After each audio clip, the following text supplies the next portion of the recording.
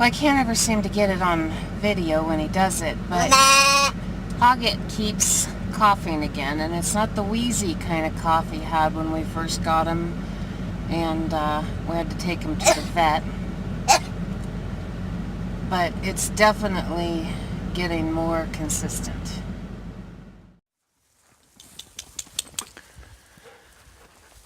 So I don't remember Goat being this bagged up yesterday when I was taking pictures. I usually look at him every day, and you know, she's always still had a bag carried over from the last time she had babies, but man, that's big.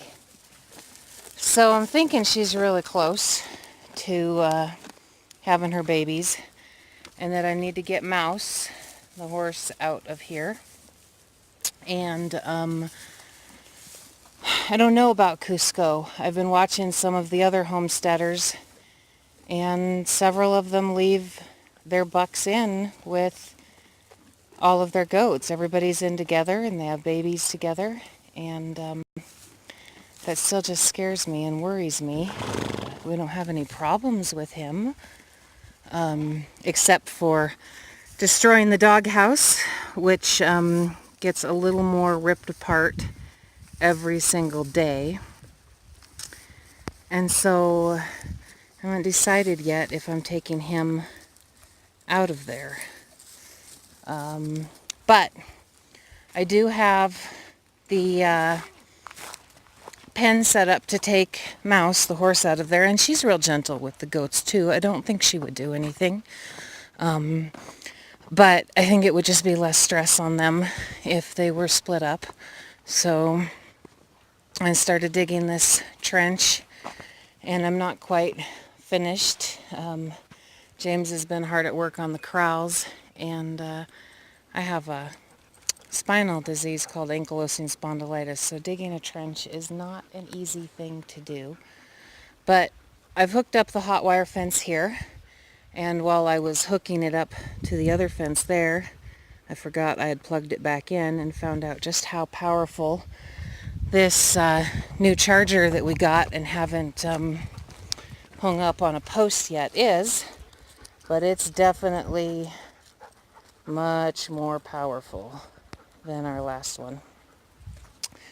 So I got this whole pen set up over here, and Mouse has a tendency to founder because she may have a little bit of insulin resistance, and that's why even though she has such a wonderful personality, we've never bred her. Even though I think every year she's a Rocky Mountain horse, I think about breeding her to another Rocky Mountain horse or to a Jack, and we just haven't bred her because I haven't been able to find any definitive information on how genetic that is. But there is some green grass growing in here, and so I think I'll put the other geldings in this pen so that she doesn't founder on the green stuff that popped up. I don't think it's enough to hurt her, but I don't want to take a chance.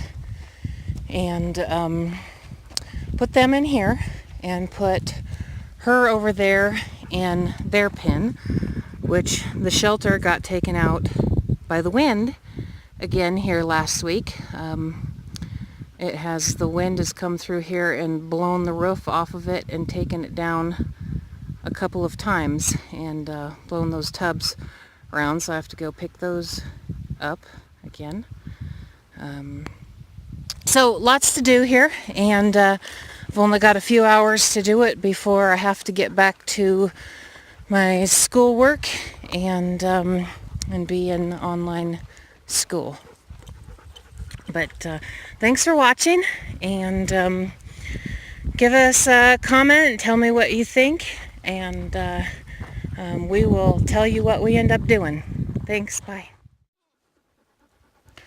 Now for the goat capture.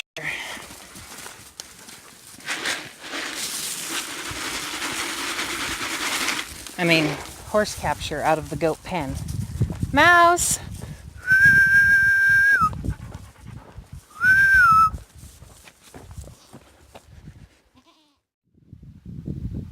And there she is in her new pen. That was easier than I thought it was going to be. When I get some sort of clamp for my camera, I'll be able to set that up and film this stuff. But I got her out of the goat's pen just by trying to close the pen every time the goats came near the door and opening it every time she came near the door, shaking the bucket of grain. And the goats learned to back off and she learned to come forward. It's the same wait at doors command that I use to teach the dogs to wait until their name is called, since I'm a dog trainer. And the geldings are happily grazing on the little bits of green stuff. And so I'm glad I did put them in this pen and not mouse, because it doesn't look like a lot of grass, but I think it's enough that it could have hurt her, since she's pretty sensitive to too much sugar.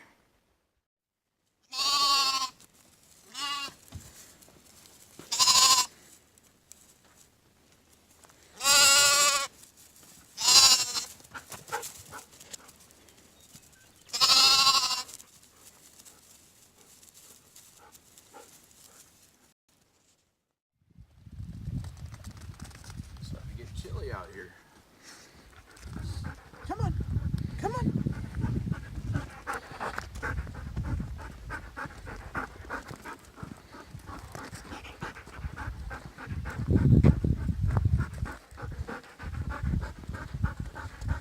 Come on, little lammies.